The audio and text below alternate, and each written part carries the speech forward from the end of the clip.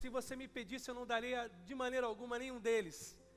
Ainda mais sabendo por quem eu estaria dando esse filho. Porque Deus prova o seu amor para conosco. Romanos capítulo 5, pelo fato de ter Cristo sido entregue por nós quando nós éramos pecadores. Se prepare, porque a mensagem de hoje é arrebatadora. Nada mais, nada menos do que o real significado do Natal. Sim, nós vamos preparar uma ceia na minha casa. Sim, vai ter frango assado, vai ter macarrão. Até mesmo na ceia de Natal a gente coloca frango com macarrão. Tá certo, vai ter uva. Espero que não tenha uva passa no arroz. Mas isso tudo não pode de maneira alguma cobrir o verdadeiro sentido. O verdadeiro sentido é o presente de Deus, é Jesus Cristo. Jesus mudou a minha história aos 11 anos de idade. Aquele menino de apenas 11 anos não sabia como viver a vida, havia perdido sentido para ela, e foi Jesus Cristo quem dividiu a minha história antes e depois dele.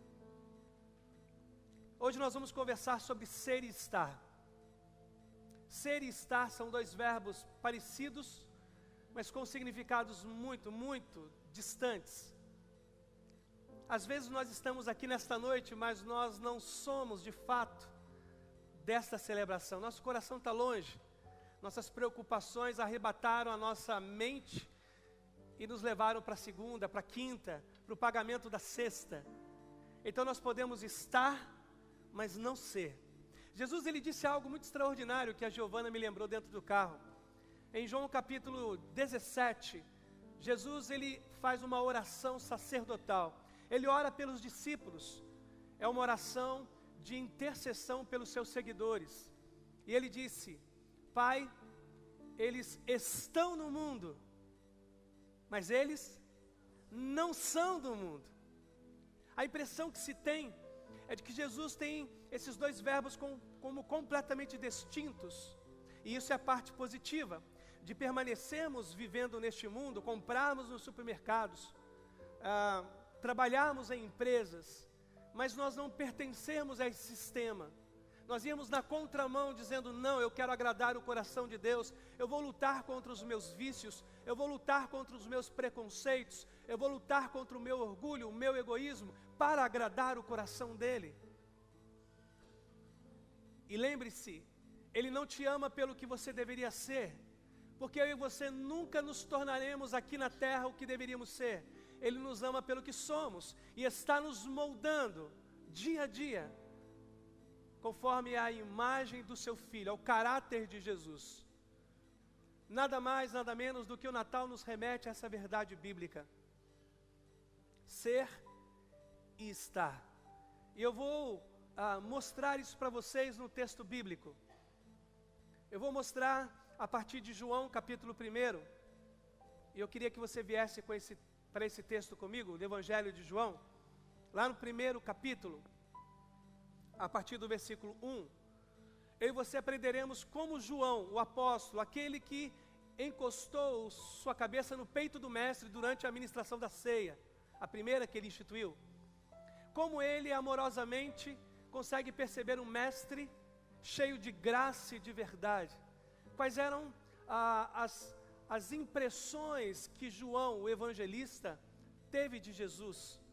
Lembrando que é uma curiosidade do ministério e da vida de João, o apóstolo. Ele tinha um coração muito duro até encontrar o mestre. Para vocês terem uma noção, muito parecido comigo e com vocês, quando Jesus foi rejeitado por uma aldeia que ele queria entrar para manifestar o seu poder e curar pessoas, aquela aldeia rejeitou a entrada dele com os apóstolos. E João, tomando a frente, era sempre Pedro, mas nesse caso é João diz: Jesus, eles não te quiseram lá?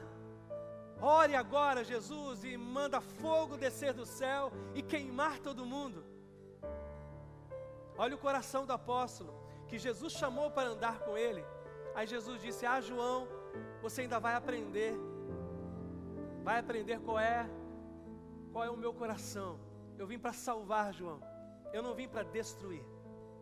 E João se converte, é preso na ilha de Pátimos por não negar a sua fé em Jesus.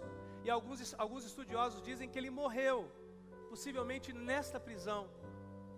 Ele escreve as 3 últimas cartas do Novo Testamento e o livro de Apocalipse. Mas as 3 cartas, 1ª, 2ª e 3ª João, além do Evangelho, são encharcadas de amor. É Ele quem nos diz que o amor perfeito lança fora todo medo. É Ele quem diz nessas cartas: filhinhos, amemo-nos uns aos outros. Cadê o João que pede fogo para destruir pessoas? Foi completamente transformado pelo caráter do Messias. Natal é caráter transformado, não apenas pelo menino que nasceu na manjedoura, mas pelo Filho de Deus que venceu a morte e está presente entre nós. Queira Deus que a gente aprenda isso nesta noite, juntos, olhando para esse texto de significados assim eternos e extraordinários. Diz assim o Evangelho de João, a partir do capítulo 1, versículo 1: No princípio, aquele que é a palavra já existia. A palavra estava com Deus e a palavra era Deus. Ele existia no princípio com Deus, e por meio dele Deus criou todas as coisas, e sem ele nada foi criado. Aquele que é a palavra possuía a vida, e sua vida trouxe luz a todos.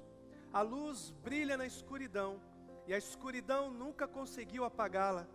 Deus enviou um homem, chamado João, para falar a respeito da luz, a fim de que por meio de seu testemunho todos crescem.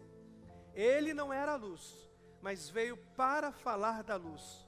Aquele que é a verdadeira luz, que ilumina a todos, estava chegando ao mundo. Veio ao mundo que ele criou, mas o mundo não o reconheceu. Veio a seu próprio povo, e eles o rejeitaram. Mas a todos que creram nele e o aceitaram, ele deu o direito de se tornarem filhos de Deus. Estes não nasceram segundo a ordem natural, nem como resultado da paixão ou da vontade humana, mas nasceram de Deus. Assim, a palavra se tornou ser humano, carne e osso, e habitou entre nós. Ele era cheio de graça e verdade, e vimos sua glória, a glória do Filho único do Pai. Vamos orar? Talvez, Pai, para muitos essa seja mais uma noite, e só isso. Talvez para aqueles que nos acompanham pela internet, seja apenas mais uma celebração da IBAGE.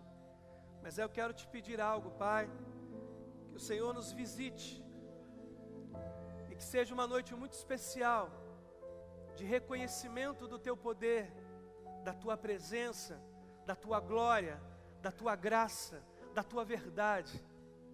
E que o Senhor, ó Deus, possa invadir mente e coração, e nos ensinar nessa noite através desse texto da Tua Palavra.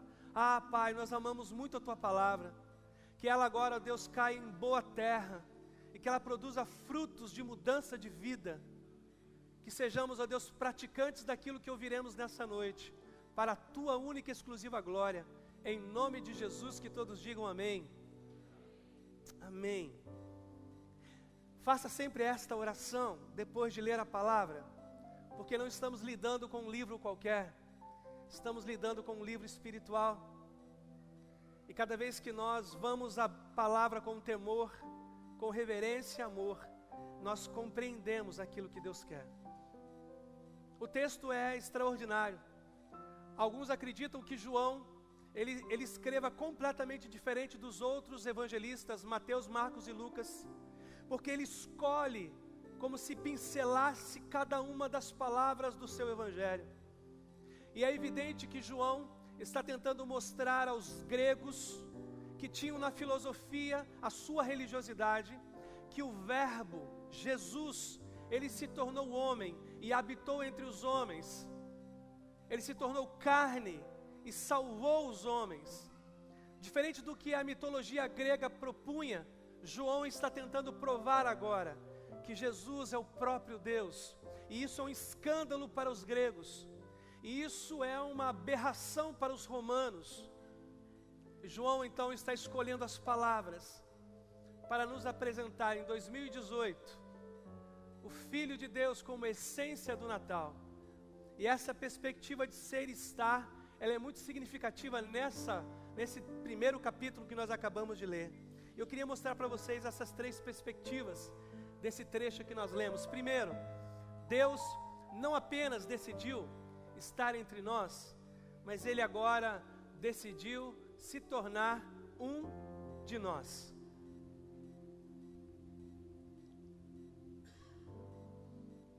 Eu e vocês nunca compreenderemos plenamente o que isso significou para Deus. O que nós podemos ter é uma referência de um Deus que sangra, de um Deus que chora.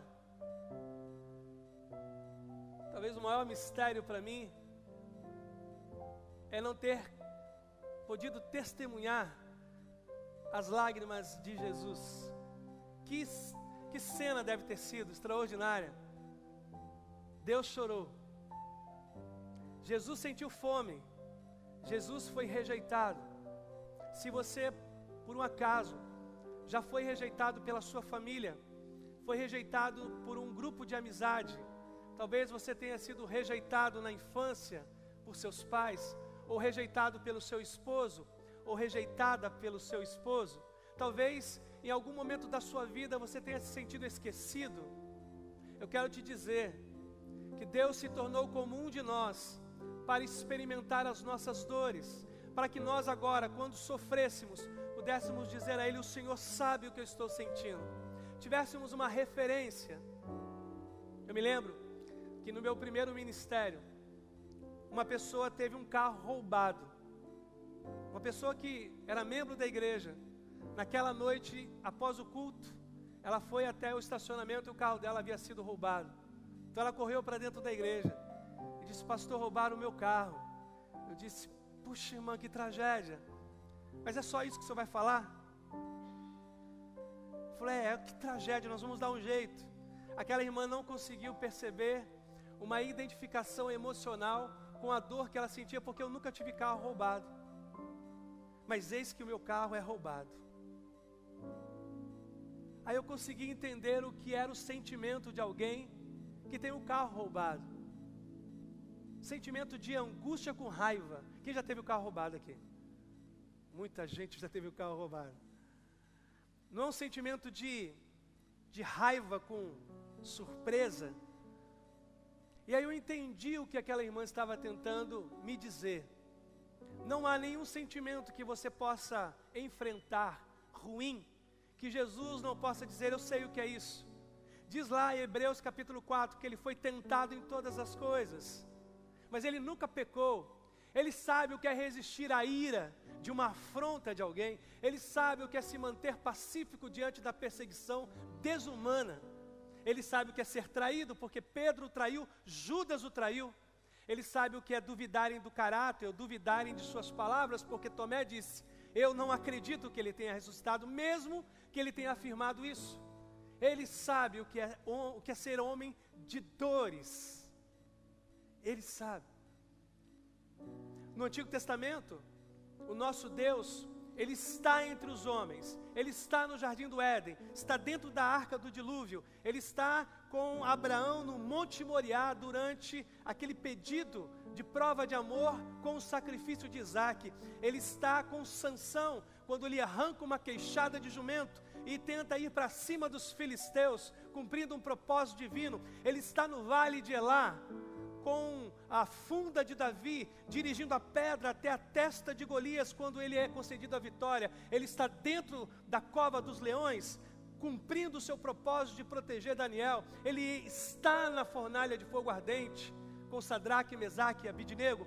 Mas agora, o Novo Testamento, lá em Belém, ele decide agora não mais estar conosco, ele decide ser um de nós. Isso é Natal. Estar com Ele já era demais. Agora Ele disse: agora eu não mais estarei com vocês, eu me torno um de vocês. E sabe o que é mais incrível na teologia? É que Ele decidiu ter um corpo por toda a eternidade. Não pense você que quando Jesus se tornou homem como nós, após a sua morte, ele voltou à sua própria natureza, ou à sua própria imagem de quando ele tinha na eternidade. Nós acreditamos, por causa das Escrituras, que Jesus permanece com o seu próprio corpo. Isso é amor, porque Ele queria que nós soubéssemos que os nossos sofrimentos, nossas dores, foram experimentadas por Ele. Por isso é que João vai descrever que aquele que é a palavra, está se referindo a Jesus, Ele trouxe vida a todos nós, e Ele se tornou como um de nós. Sabe o que isso me ensina? Que eu posso estar na minha sala, estudando por 4 anos o meu curso na faculdade, e nunca ter sido presente para ninguém daquela sala. Sabe o que isso me diz? Que como um trabalhador em uma empresa com 500, 1000 funcionários, eu posso estar ali, mas não ser compassivo, não ser empático com nenhuma das realidades que convivem comigo. Sabe o que isso quer dizer? Que eu posso ser pai e posso estar numa família de 4, 5 pessoas e não me importar com nenhuma delas, porque isso é possível. Porque estar e ser são duas coisas muito diferentes. Talvez o que o Senhor queira nos ensinar é que a partir de hoje, nessa semana, a gente seja algo para alguém. Seja algo para alguém. Seja um encorajador para alguém. Seja um pacificador para uma crise em que pessoas estejam enfrentando. Se você tem recursos, seja alguém que divida o recurso com alguém que não tenha. Seja, não apenas esteja. E quem sabe Deus tenha te trazido aqui para te dizer, Rui, que mais do que estar na imagem, é necessário ser. Porque há uma grande diferença entre estar na membresia, arrolado num hall de membros, e ser de fato parte deste corpo, por quem Deus faça acontecer os seus planos e os seus feitos. Segundo lugar, a segunda perspectiva desse texto é que Deus decidiu, Ele escolheu, Ele preferiu ser rejeitado pelos homens para salvar este homem do que permanecer no céu e não sofrer a rejeição. É evidente que Deus tinha uma opção. Ele podia dizer, o homem se rebelou contra mim, então eu decido que ele siga o seu próprio curso e o seu próprio caminho. É evidente que ele podia ter feito isso, mas não um Deus de amor, não um Deus encharcado de justiça. Ele teria que agora cumprir o propósito do seu próprio caráter. Então ele diz, eu não posso permanecer no trono, eu não posso permanecer assentado e governando a história, se eu vejo na humanidade todos se perdendo. Agora ele teve que preferir encarnar, tornar-se homem como cada um de nós, sabendo que seria rejeitado. Quem de nós aqui iria para uma festa sabendo que nos rejeitariam?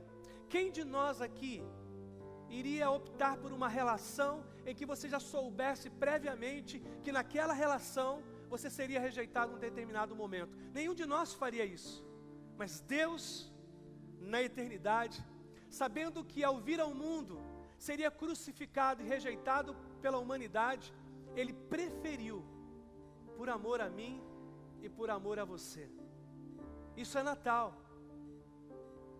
Natal é nos lembrarmos que Deus poderia nos ter abandonado a nossa própria sorte, porque Ele já tinha feito o melhor, nos trazido a vida, e fomos nós que nos rebelamos contra Ele. Mas quem poderia dizer que um Deus cheio de amor e graça se manteria inerte, passivo, diante de cada um de nós perdidos em si mesmos? Então Ele se levanta, e eu fico imaginando às vezes esse momento, como deve ter sido na eternidade, o nosso Deus tomando a decisão de vir até nós. Filho, é chegado um momento, e aí então Ele nasce, e em Belém, um menino frágil, que criou o universo, começa a se desenvolver. E diante dos olhos de Maria e José, o Deus que criou todas as coisas, e isso é um grande mistério, que trouxe todas as galáxias à existência, que deve ter passeado no solo da lua, do sol.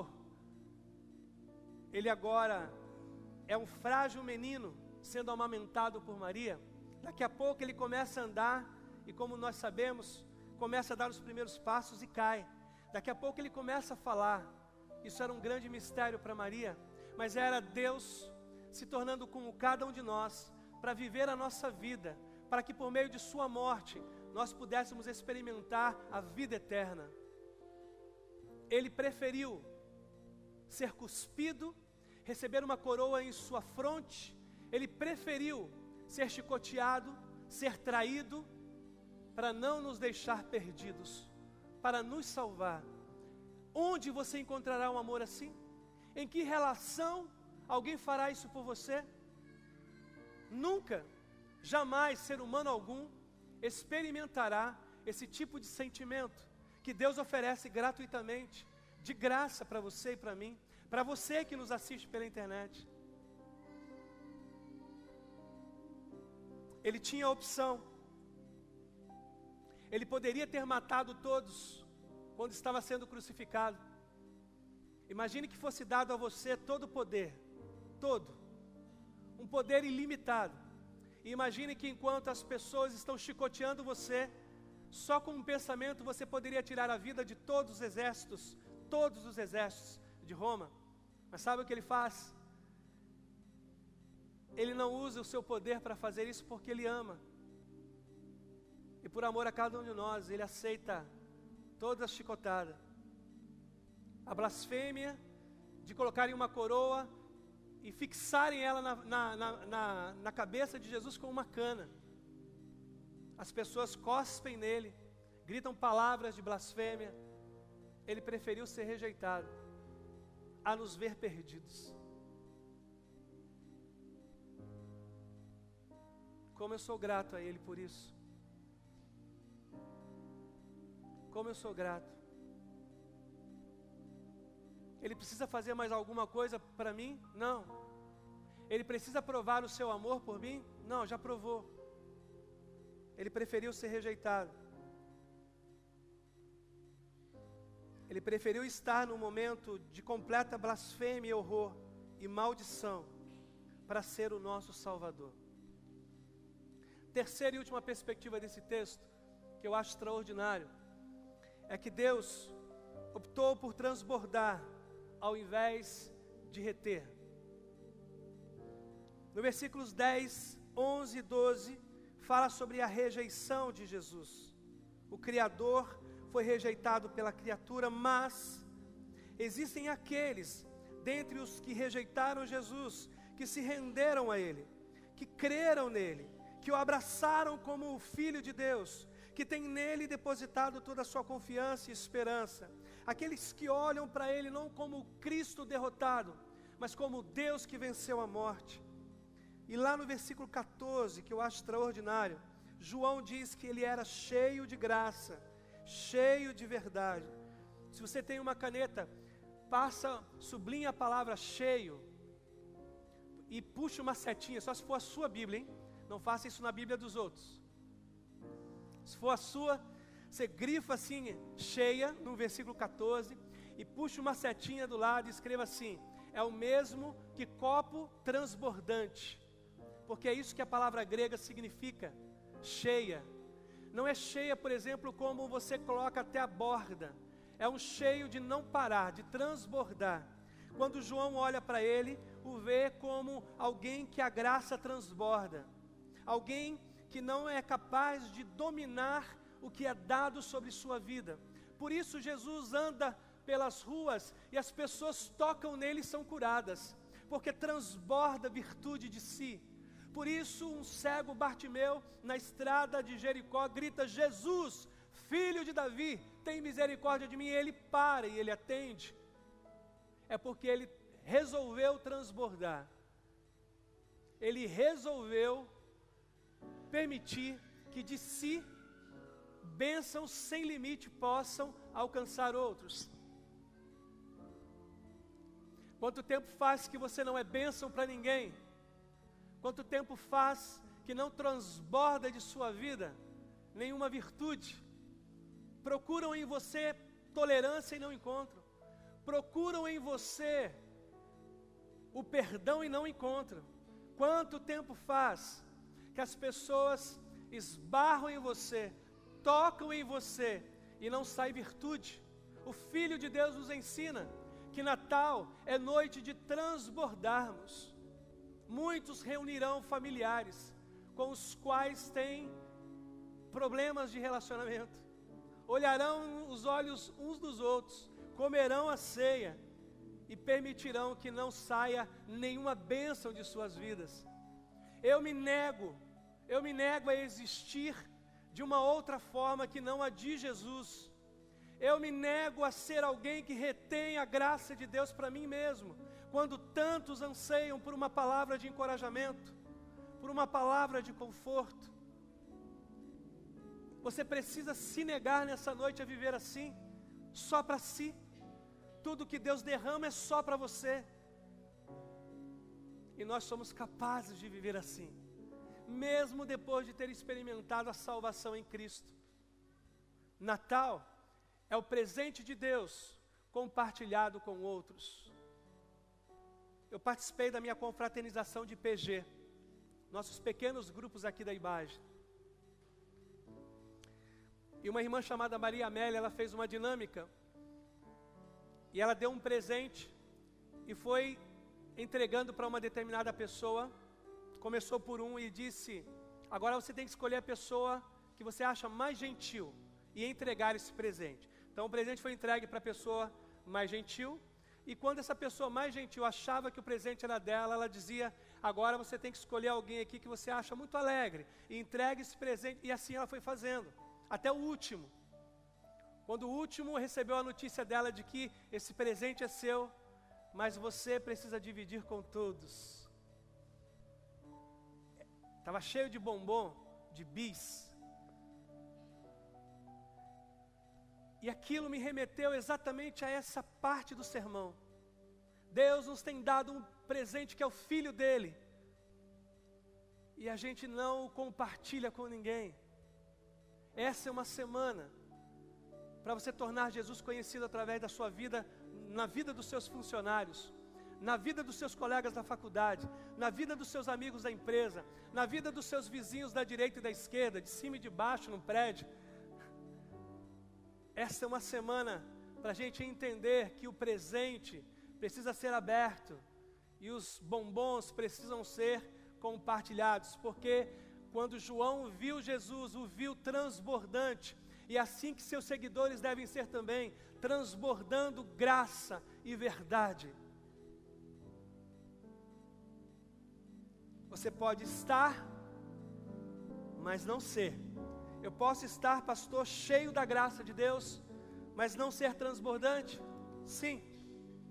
Mas, pastor, eu posso tomar uma decisão nessa noite, e a partir de agora, fazer com que minha vida seja uma vida transbordante, atingindo outros? Sim.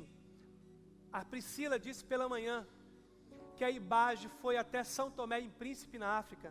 É verdade, a IBAGE já foi na Índia, já furou um poço artesiano na África, já descemos o litoral e construímos uma ponte em Ubatuba.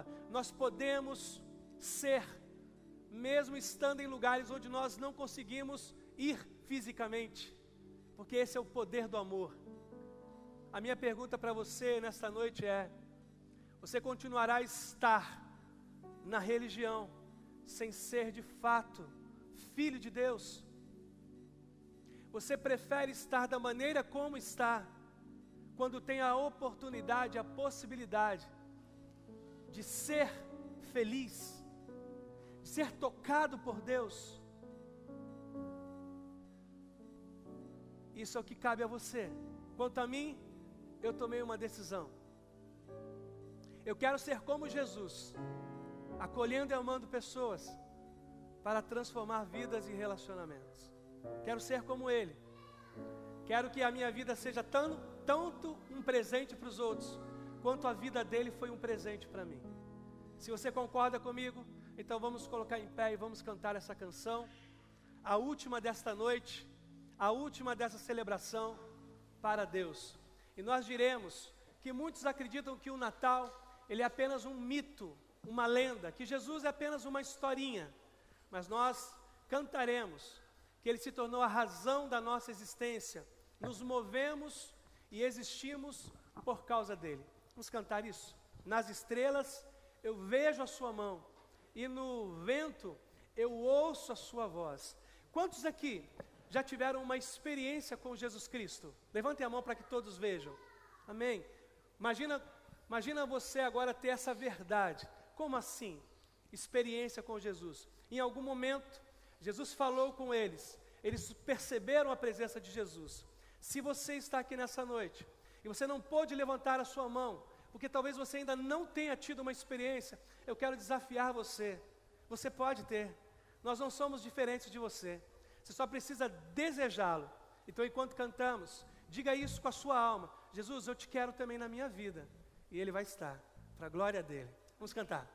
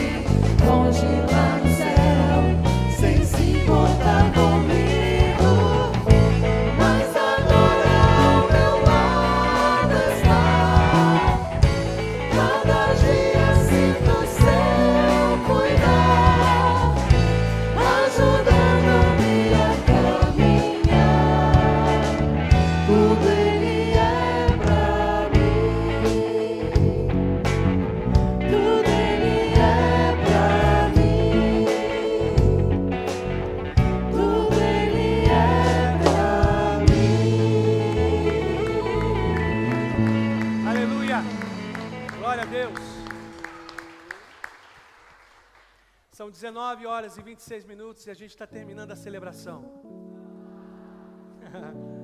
Mas Ele vai com você. A celebração continua por causa de Jesus. Quando eu deixo esse lugar tomado pela presença de Deus e muito alegre, eu me lembro, a celebração não termina para quem tem Jesus. nunca vai terminar para você a celebração se você tiver Jesus com você. A gente tem aí no bolsão da frente da cadeira um cartão de decisão. Se você foi tocado por Deus e gostaria de tomar uma decisão por Ele, escreva. A gente quer entrar em contato com você. Você deixa lá no balcão de recepção com os nossos irmãos. Elias, vem aqui, você vai orar, encerrando a nossa celebração. Dá a mão para o seu irmão ao lado.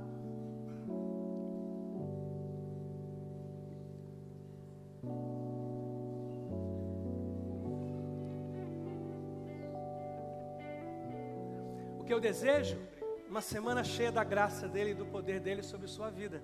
Que Ele use você, que Ele ministre ao seu coração, que Ele traga alegria. Seja qual for a dor que você tenha, que você lembre-se que Ele se identifica com você. Ele sabe exatamente o que você está sentindo e o que você está enfrentando. Elias vai pedir exatamente isso. Senhor, nos leve em paz, nos leve em segurança, nos dê uma semana cheia da Tua presença. Deus, muito obrigado por podermos ouvir da Tua palavra e aprendermos mais sobre Ti. Obrigado porque nós podemos agora ter a oportunidade de, durante a nossa semana, refletir o Seu caráter, Pai. Pai, sermos como o Senhor no nosso trabalho, nas nossas casas. Muito obrigado, Pai. Leve-nos com cuidado debaixo da Sua mão de graça e de amor e esteja trabalhando em nossas vidas dia a dia, Pai. Que o nosso culto não seja simplesmente aqui na igreja durante os domingos, mas a cada momento dos nossos dias, a cada hora que nós passamos, Pai. Que o Senhor esteja cuidando de nós e esteja moldando o Seu caráter em nossas vidas. Em nome de Jesus, eu oro e agradeço. Amém. Amém. Dá um abraço aí na pessoa ao teu lado. Vá em paz. Deus abençoe a todos. Uma ótima semana com Jesus. Amém.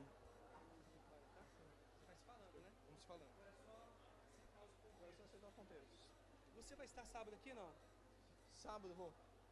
Agora eu tô aqui direto. Se você estiver, você ajuda a Amanda nesse projeto de entregar aqui? Ajuda. Sábado de manhã. Ajuda. Então, beleza. Obrigado.